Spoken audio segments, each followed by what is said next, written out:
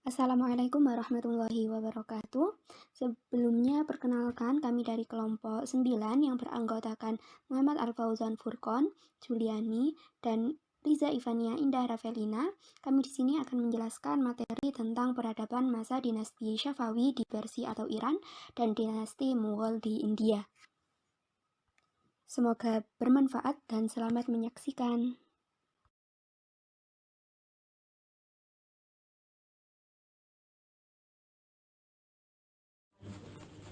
Sejarah lahirnya dinasti Syafawi.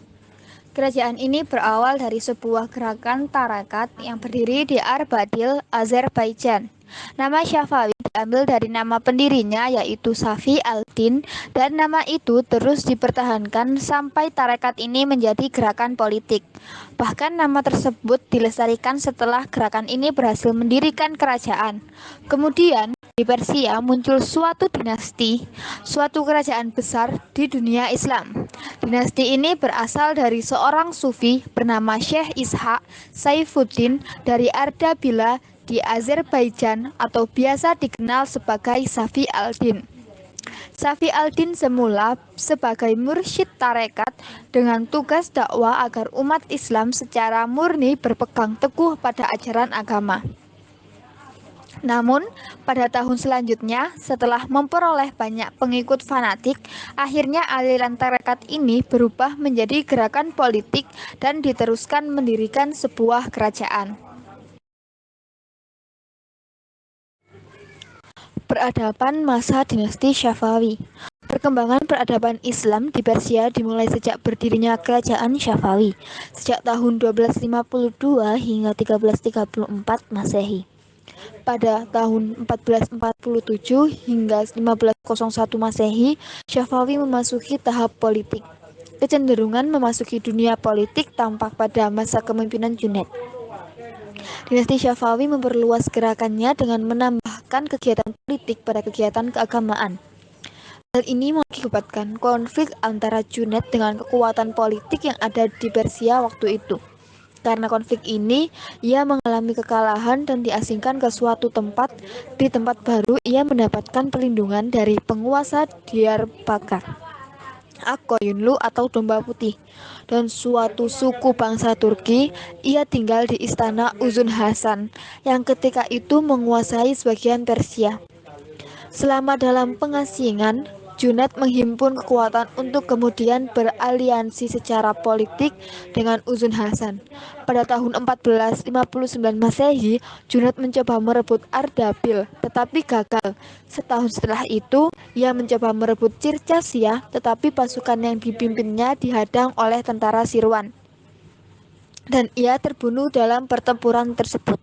Pada saat itu, anak Junaid, Haidar, masih kecil dan diasuh oleh Uzun Hasan.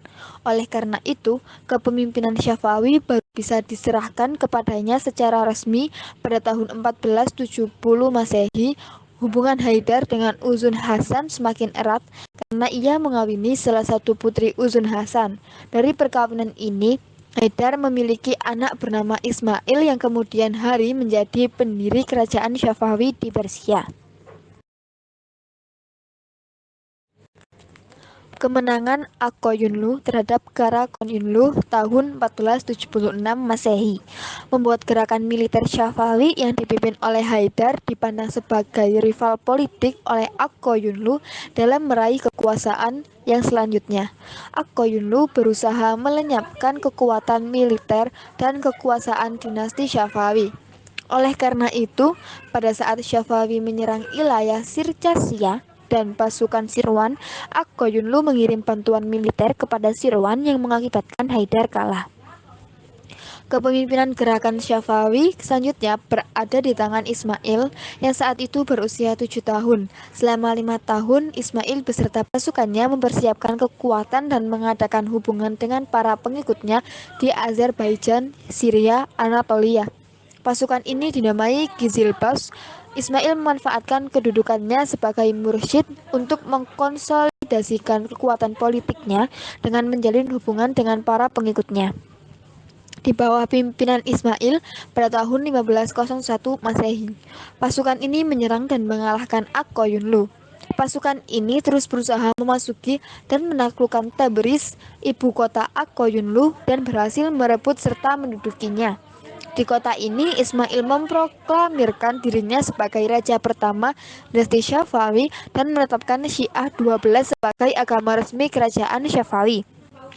Dengan ini ditetapkan pula Syiah sebagai agama kerajaan. Maka Persia merdeka dari pengaruh kerajaan Utsmani dan kekuatan asing lainnya. Peristiwa inilah yang memberikan kontribusi dalam perkembangan kekuasaan Islam.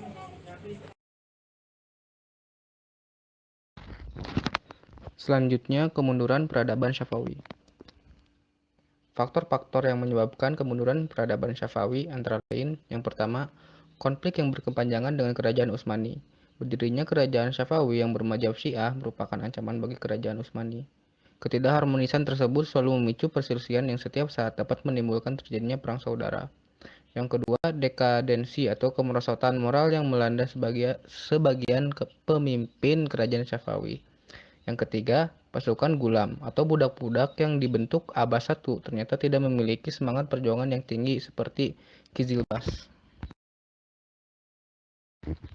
Yang keempat, persaingan dan seringnya terjadi konflik intern dalam bentuk perebutan kekuasaan di kalangan keluarga istana. Selain itu, sering terjadi perang saudara sehingga memecah keutuhan kekuasaan kerajaan Syafawi. Yang terakhir, ulama mulai meragukan otoritas sah yang berlangsung secara turun-temurun sebagai penanggung jawab pertama atas ajaran Islam Syiah.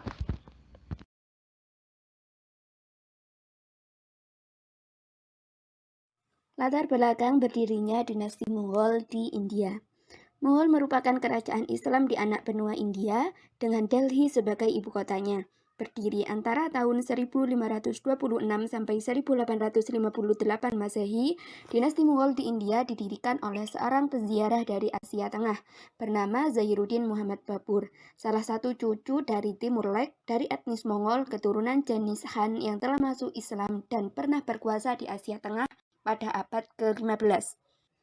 Ayahnya bernama Umar Mirza adalah penguasa Ferghana. Babur mewarisi daerah Ferghana dari orang tuanya ketika ia masih berusia 11 tahun.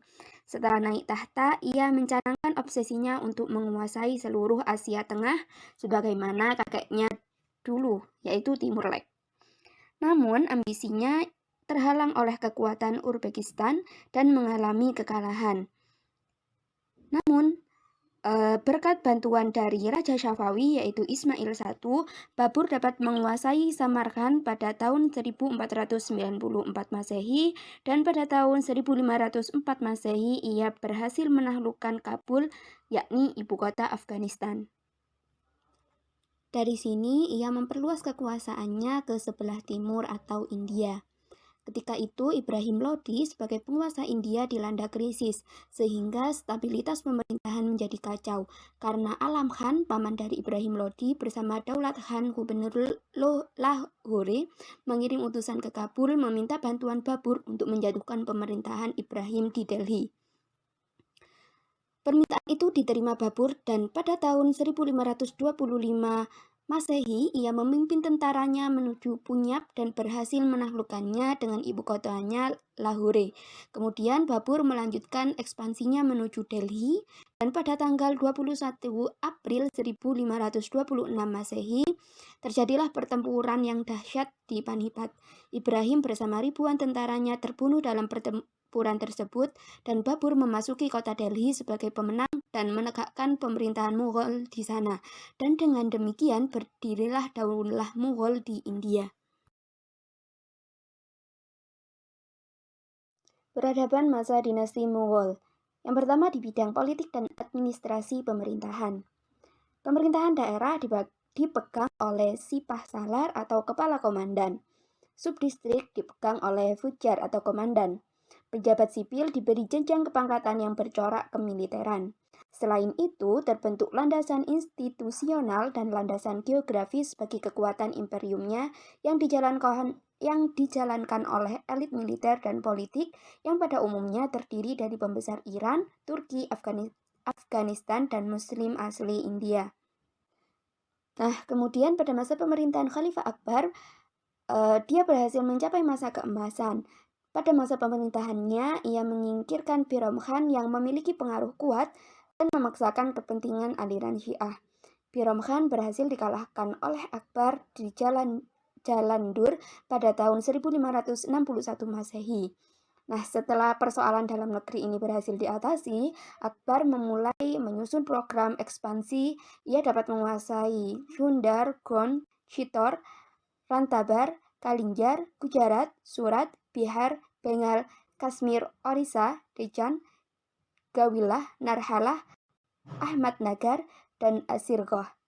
Dan semua wilayah tersebut diperintah dalam suatu pemerintahan militeristik. Selain itu, pada masa pemerintahan Akbar, ia menerapkan politik sulhul atau toleransi universal, yaitu politik yang mengajarkan bahwa semua rakyat India memiliki kedudukan yang sama. Mereka tidak dibedakan oleh etnis ataupun agama. Yang kedua yaitu bidang ekonomi. Kemantapan stabilitas politik pada masa Akbar telah membawa kemajuan di bidang lainnya, seperti halnya di bidang ekonomi. Dinasti Mughal dapat melaksanakan kemajuan bidang ekonomi lewat pertanian, pertambangan, dan perdagangan. Di sektor pertanian, komunikasi antara petani dan pemerintahan diatur dengan baik.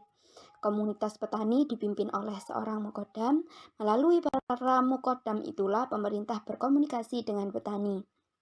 Nah, pada saat itu, hasil pertanian terpenting adalah biji-bijian, padi, kacang, tebu, sayuran, rempah-rempahan, tembakau, kapas, dan bahan-bahan celupan lainnya. Pemerintah mematok negara berhak atas sepertiga hasil pertanian, dan selain itu dapat diekspor ke luar negeri. Peradaban yang ketiga yaitu di bidang seni dan budaya. Karya seni terbesar pada masa dinasti Mughal, khususnya pada masa pemerintahan Akbar, yaitu dibangunnya Istana Fatfur Sikri di Sikri, villa dan masjid-masjid yang indah. Kemudian pada masa Shah Jahan dibangun Masjid Berlapis Mutiara dan Taj Mahal di Agra, kemudian Masjid Raya Delhi dan Istana di Lohari. Selain bangunan, karya seni yang menonjol juga karya sastra, gubahan penyair India. Penyair India yang terkenal adalah Muhammad Jayazi, sastrawan sufi yang menghasilkan karya besar berjudul Patyamat, berisi tentang kebijakan jiwa manusia. Kemudian ada juga sastrawan bernama Abu Fath yang muncul pada masa Aurangzeb dengan karya Aini Akhbari yang berisi tentang sejarah kerajaan Mughal berdasarkan pemimpinnya. Kemudian yang keempat, peradaban bidang pendidikan. Ilmu pengetahuan pada masa dinasti Mughal tidak banyak berkembang seperti masa sebelumnya di wilayah Islam seperti Baghdad, Andalusia, dan sebagainya. Meskipun begitu, tidak berarti ilmu pendidikan dan teknologi tidak mendapatkan tempat. Hal ini dapat dilihat dari peninggalan dinasti Mughal. Yang pertama contohnya pada masa kekhalifahan Akbar, dia memberlakukan 3 bahasa nasional berkembang, yaitu bahasa Arab sebagai bahasa agama, bahasa Turki sebagai bahasa bangsawan, dan bahasa Persia sebagai bahasa istana dan kesusastraan. Selain itu, Akbar juga telah memodifikasi 3 bahasa tersebut yang kemudian ditambahkan dengan bahasa India, sehingga terciptalah bahasa baru bagi pemerintahannya yang bernama bahasa Urdu. Kemudian di pihak kerajaan memberikan perhatian terhadap pendidikan dengan cara membangun masjid, madrasah, dan sekolah. Pada saat itu, masjid tidak hanya difungsikan sebagai tempat ibadah, namun juga dijadikan sebagai tempat belajar agama. Di masjid ini telah disediakan ulama yang siap memberikan pengajaran agama dalam berbagai cabang ilmu agama. Hal ini menarik perhatian masyarakat sehingga banyak dari mereka yang mengikuti pengajaran tersebut. Kemudian di membangun madrasah kita bisa lihat contohnya pada masa kekuasaan Babur. Dia mendirikan sebuah madrasah di Dili yang mana madrasah ini tidak hanya mengajarkan tentang pengetahuan agama namun juga mengajarkan matematika, astronomi, dan geografi. Babur juga mendirikan Departemen Urusan Umum atau Surat Am yang bertugas untuk mengembangkan sekolah dan madrasah. Kemudian kita bisa lihat juga di masa Akbar. Pada masa Akbar ini, sejumlah madrasah didirikan baik oleh pemerintah ataupun individu. Khalifah Akbar sendiri membangun madrasah di Fatpur Sikri, kemudian ibu asuhnya Maham Akna juga membangun madrasah di Dili. Kurikulumnya berisi ilmu pengetahuan umum dan agama. Pelajarannya meliputi matematika, agrikultura, geometri, astronomi, fisika, logika, filsafat alam, teologi, sejarah, dan pendidikan agama. Kemudian di bidang kedokteran, pada masa ini dibuktikan dengan munculnya beberapa ahli kedokteran pada abad ke-17. Di antara para ahli kedokteran di masa itu adalah Dara Sukuh yang mengarang ensiklopedia medis besar yang dinamakan Kedokteran Dara Sukuh. Karya ini merupakan ensiklopedia besar terakhir dalam Islam. Selain itu, ada juga skala kedokteran yang dikarang oleh Muhammad Akbar Shah Arzani dari Siraj, Tib Akhbari karya Muhammad Akhtar. Kemudian juga ada Tabib Nuruddin yang menulis buku kedokteran praktis. Kemudian ada Ainul Mulk yang menulis kosakata obat dan ensiklopedia kedokteran. Kemudian ada Ri'as Alimgiri karya Reza Shirazi. Nah, kemudian yang terakhir yaitu pada abad ke-18, aktivitas pendidikan dinasti Mughal ini sangat menonjol di India dengan lahirnya gerakan Mujahidin yang dicetuskan oleh Syekh Waliullah yang memberikan perhatian serius pada pendidikan. Gerakan ini diteruskan oleh putranya yaitu Syekh Abdul Aziz yang menekankan bahwa untuk mencapai kemajuan harus mempelajari bahasa Eropa atau bahasa Inggris yang sebelumnya diharamkan. Kemudian dilanjutkan oleh Syir Syed Ahmad Khan yang menyatukan bahwa untuk mencapai kemajuan harus kembali kepada ajaran Islam yang murni yaitu Al-Quran dan Hadis. Masa kemunduran Kerajaan Mughal. Setelah 1,5 abad dinasti Mughal berada di pusat kejayaannya, para pelanjut Aurangzeb tidak sanggup mempertahankan kebesaran yang telah dibina oleh sultan-sultan sebelumnya. Dan pada abad ke-18 Masehi, kerajaan ini memasuki masa-masa kemunduran, di mana kekuasaan politiknya mulai merosot. Dan di masa kemunduran ini diakibatkan oleh dua faktor, yaitu faktor eksternal dan faktor internal. Faktor internal yang pertama contohnya terjadi stagnasi dalam pembinaan kekuatan militer sehingga operasi militer Inggris di wilayah pantai tidak dapat segera dilawan. Kemudian yang kedua yaitu kemerosotan moral dan hidup bermewah-mewahan di kalangan elit politik yang mengakibatkan pemborosan dalam pengeluaran uang negara. Kemudian yang ketiga yaitu tampilnya penguasa yang lemah dan perebutan kekuasaan antar turunan kerajaan. Kemudian faktor eksternalnya ada pemberontakan di mana-mana yang mana pemberontakan ini akibat dari lemahnya para pemimpin dinasti Mughal. Kemudian yang terakhir yaitu penjajahan yang hendak dilakukan oleh Inggris.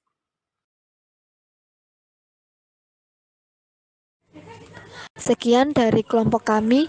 Apabila ada kesalahan dalam tutur kata atau penyampaian yang kurang jelas, kami memohon maaf yang sebesar-besarnya. Apabila ada pertanyaan, silahkan ditanyakan di kolom komentar. Terima kasih. Wassalamualaikum warahmatullahi wabarakatuh.